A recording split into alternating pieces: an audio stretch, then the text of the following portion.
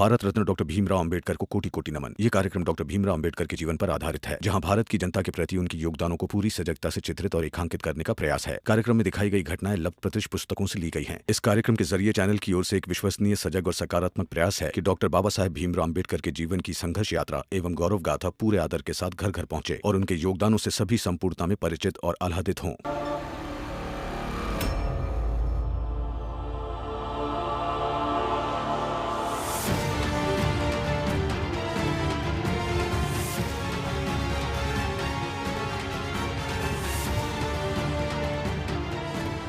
बाबा, बाबा मेरी बात सुनिए।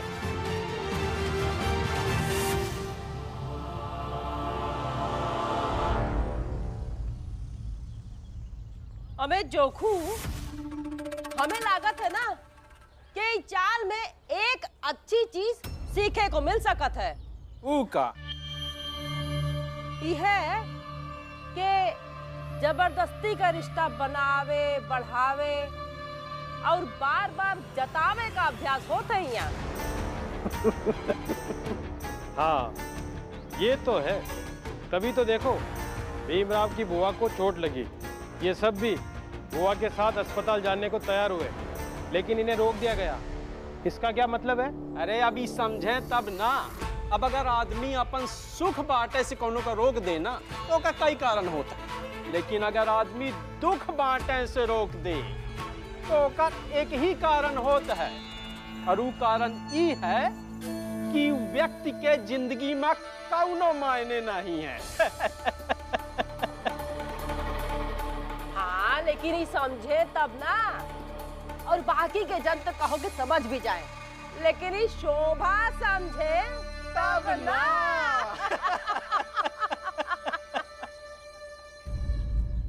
जानती हैं फुलिया ताई, जीवन में बहुत पढ़े लिखे तो नहीं है, मगर अनुभव से बहुत कुछ सीखे हैं। दुनिया में 3 तरह से रिश्ते निभाए जाते हैं। एक ये कि सामने वाला निभाए तो आप भी निभाओ, और दूसरा ये कि सामने वाला न निभाए और जरूरत हो तो निभाते जाओ, और तीसरा ये सामने वाला निभाए और जरूरत ना भी हो तब भी निभाओ। और फुलिया ताई, तीसरे तरह की मैं हूँ। और तीसरे तरह को ही कम बुद्धि का कहा जाता है। बिल्कुल सही।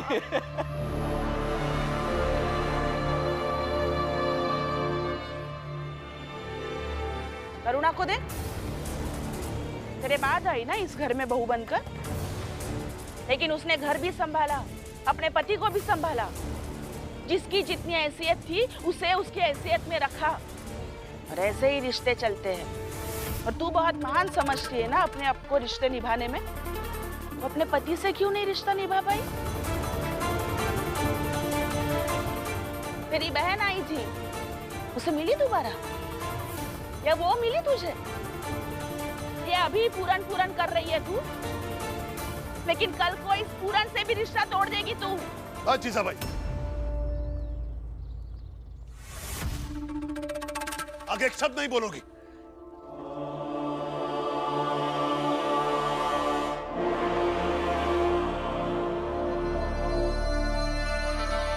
जीजा भाई, अगर किसी के साथ कुछ अनहोनियां हो गई हो तो उन अनहोनियों के साथ उस व्यक्ति के जीवन सिद्धांत और चरित्र से मत जोड़ो। ऐसे में उस व्यक्ति की व्याख्या गलत हो जाती है। करुणा, जा सबके लिए चाय रहा। रामजी भाऊ, आई कैसी है? ठीक है, डॉक्टर ने कहा है कि उसे 8-10 दिन लग जाएंगे, तब जाकर घर आएगी।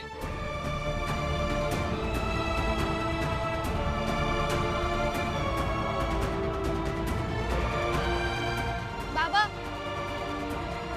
बाबा, बाबा। तू कहाँ जा रही है? और ये तेरे बुआ के कपड़े साफ करके कौन रखेगा? तेरी सास रखेगी?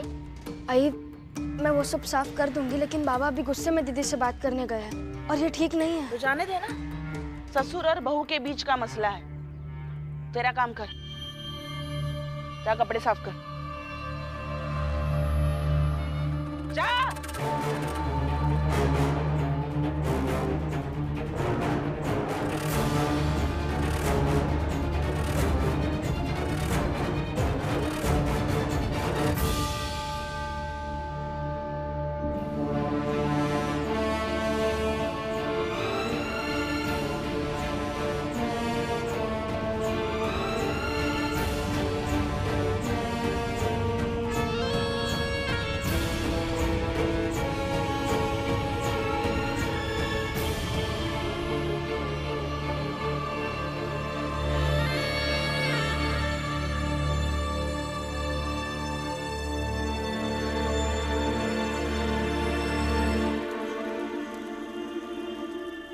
करुणा,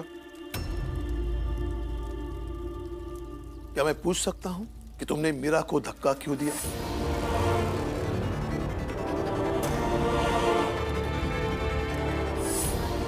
मैं तुमसे कुछ पूछ रहा हूं।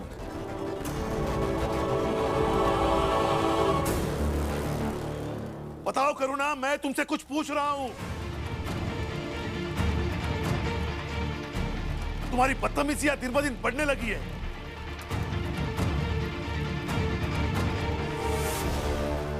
देखो करुणा, मीरा मेरी बहन है। अगर वो अस्पताल पहुंच गई है और उसका कोई मुझे दोषी दिख रहा है, मेरे समझ में आ रहा है, तो उसे मैं सवाल जरूर पूछूंगा और उसे मैं सजा भी दूंगा और उसे सजा भुगतनी पड़ेगी।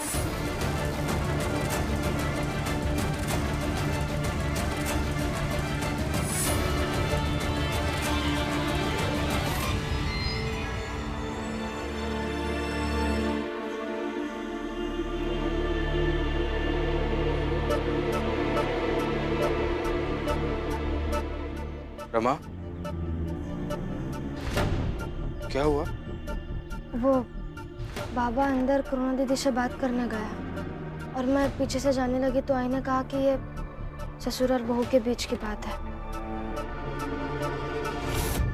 मैं बात करता हूँ। बताओ करुणा, मैं तुमसे कुछ पूछ रहा हूँ।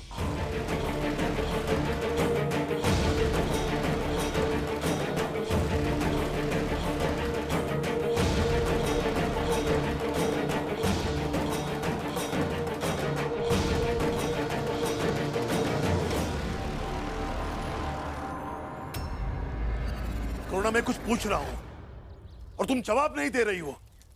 अपमान करने की भी हद होती है।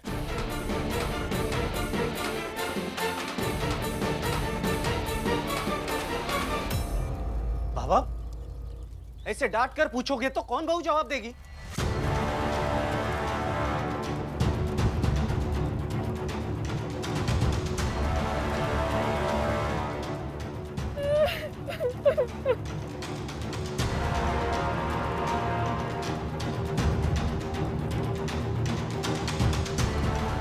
देखो, रोने लग गई हो। करुणा, शांत हो जाओ, शांत हो जाओ, शांत हो जाओ। वाह बाला, वाह। इसके आंसू तुम्हें दिख गए, लेकिन मेरी तकलीफ तुम्हें नहीं दिखी।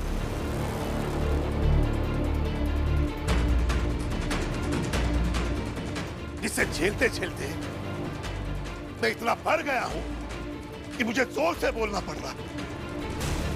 इसकी बदतमीजी तुम्हें नहीं दिखी। मैं इसे कब से पूछ रहा हूं कि तुमने मीरा को धक्का क्यों दिया।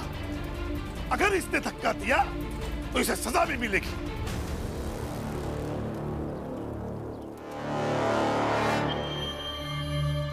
क्या सजा मिलेगी मुझे?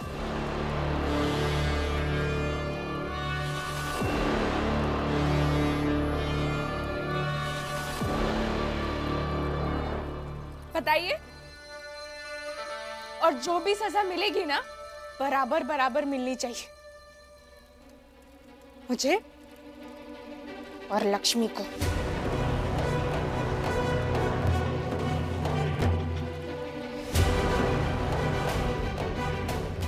अगर मुझे क्यों? मैंने क्या किया? क्यों?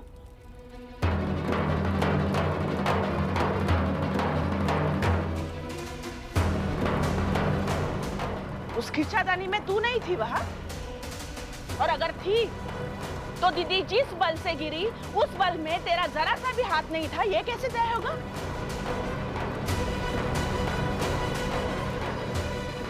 बकवास मत करो। अच्छा, मैं बकवास कर रही हूँ? आपका प्यारा बेटा तो बकवास नहीं करेगा।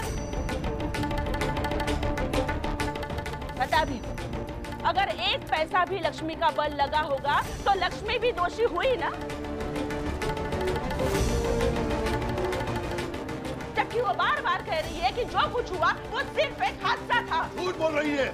नहीं बाबा, करुणा बिल्कुल सही बोल रही है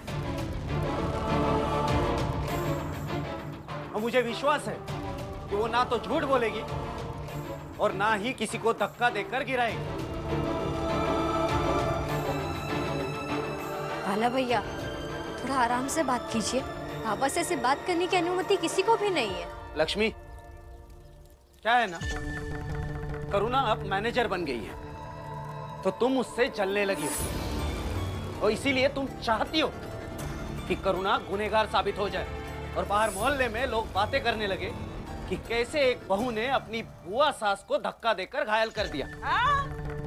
और क्या पता कल जाकर ये कारखाने में बता भी देगी, और फिर बेचारी कल ही मैनेजर बनी है तो मालिक आज उसे ये कहकर निकाल भी देगा कि अगर घर में अपने बुआ सास के साथ ये ऐसे कर सकती है तो क्या पता कारखाने में किसी के भी साथ कुछ भी कर सकती है।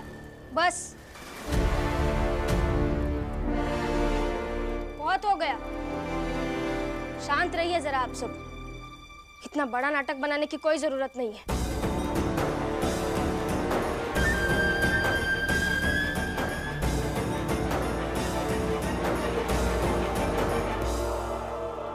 अबे कौनो बाहर आके बताओ कि अंदर का भवा। फुलिया ताई, इतनी उत्सुकता दूसरों के मामले में न रखिए तो ही अच्छा है। वाह शोभा वाह, ये सही है। अब तय यहाँ खड़ी है तो वो सही है? वो दूसरे के मामले में टांग अड़ाना नहीं है, और हम लोग खड़े हैं तो गलत है। मतलब भीम के साथ हो ना तो ओकरी तरह ही बात को घुमा घुमा के और सही करे में लगी हो। वाह, दोनों में फर्क है। नियत अगर बदल जाए तो अच्छा काम, अच्छा व्यवहार जो दिख रहा है वो भी छलावा है। हम सब अच्छी नियत से हैं और आप सब मजे लेने के लिए।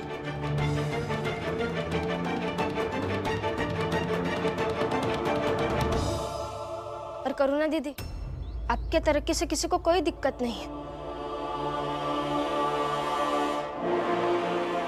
मैंने ही अपनी नौकरी छोड़कर आपको नौकरी दी थी। भैया, करुणा दीदी और लक्ष्मी दीदी को ये काम करने दीजिए। मैं कहीं और ढूंढ लूंगी काम। नहीं रमा, तुम कर लो। नहीं दीदी, ये काम आप दोनों ही कीजिए। और वैसे भी मुझे अपने पति के लिए बीच बीच में जाना पड़ता है, तो ये काम छोड़कर जाना पड़ेगा। और ये काम स्थायी है, तो ये आप करेंगे तो ज़्यादा अच्छा रहेगा। मगर आज आप सबसे गलत मैं ही हो गई। तो क्या मैं तेरे नाम का गाना गाऊं कि रमाबाई ने मुझे नौकरी दिलवाकर एहसान किया है?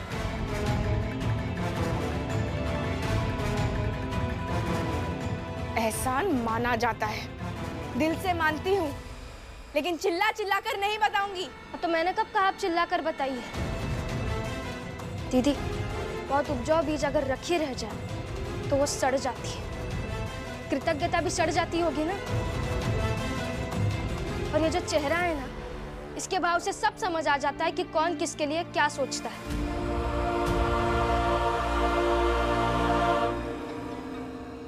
चेहरा पढ़कर दिल की बातों को टटोल लेना मुश्किल है, लेकिन असंभव नहीं है। और आपका दिल जानता है कि आप कितनी कृतज्ञ हैं।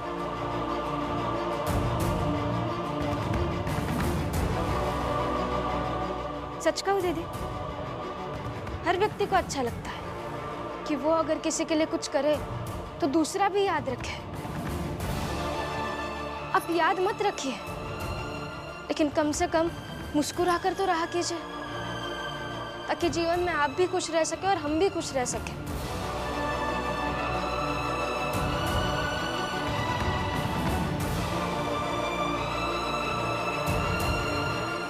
चाहिए मैनेजर की नौकरी मिली है ना आपको, अच्छे से कीजिए, क्योंकि इन दिनों अब कहीं ईमानदार तो है नहीं, कम से कम वहां तो ईमानदार रहिए।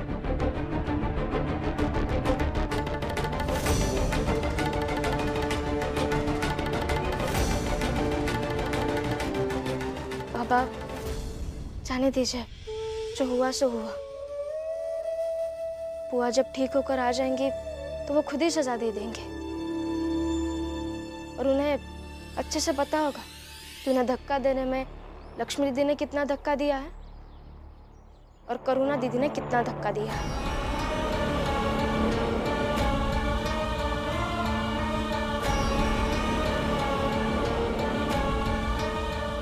चलिए।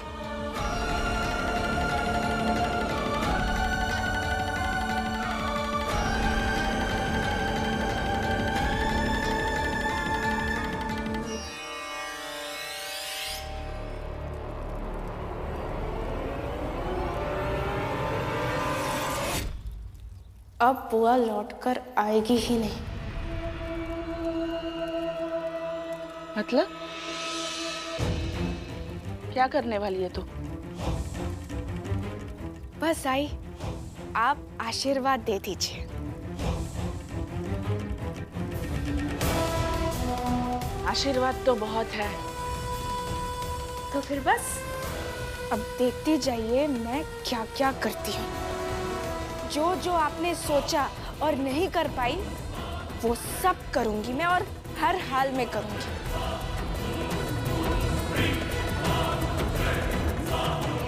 ठीक है, अभी काम पे जाने के लिए तैयारी कर। मैं सबको चाय देकर आती हूँ। नहीं आई, चाय देने मैं जाऊंगी, लेकिन तू बहस होने के बाद भागने वालों में से नहीं हूं मैं बार बार उनके सामने जाऊंगी ताकि वो मुझे कुछ बोले और मैं अपने पति को उनसे अलग कर सकूं, उनके खिलाफ भड़का सकूं और उनका विरोधी बना सकूं।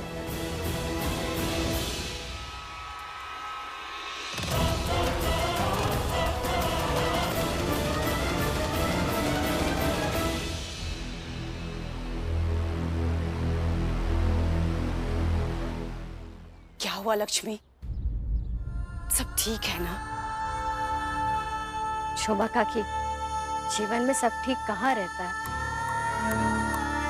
जितना हिस्सा ठीक रहता है उतने से कोई जीवन मानकर जीने में मजा है, और जो हिस्सा ठीक नहीं रहता है उसे जीवन जीने की कीमत मान लो तो दुख कम होता है। तो कुल मिलाकर सब ठीक है। और मैं लक्ष्मी,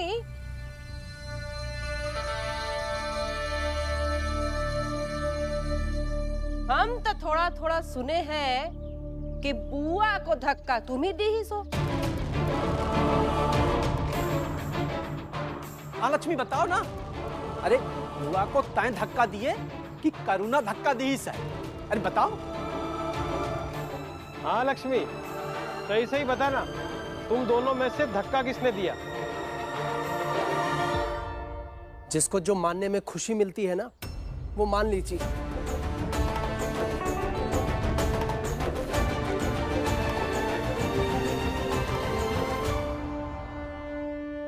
लक्ष्मी, तुम्हें काम पर जाना होगा ना? जाओ, तैयार हो जाओ।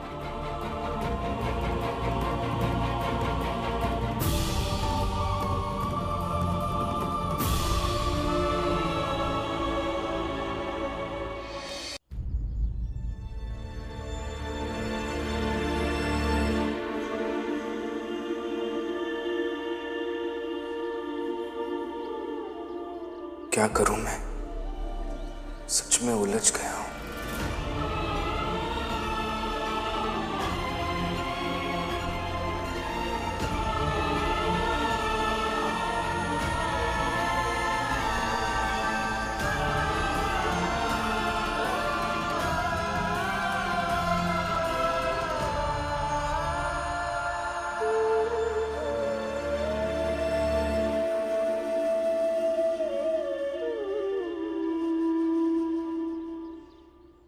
ये क्या कर रही हो रमा?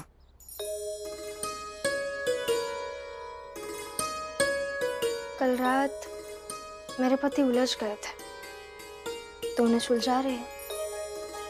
अच्छा, मतलब रात में उस समय तुम सोई ही नहीं थी। वही तो प्रेम है ना, एक को परेशान देखकर दूसरे को नींद ना आए। कबीर प्रेम ना चखिया, चखी ना लिया सा।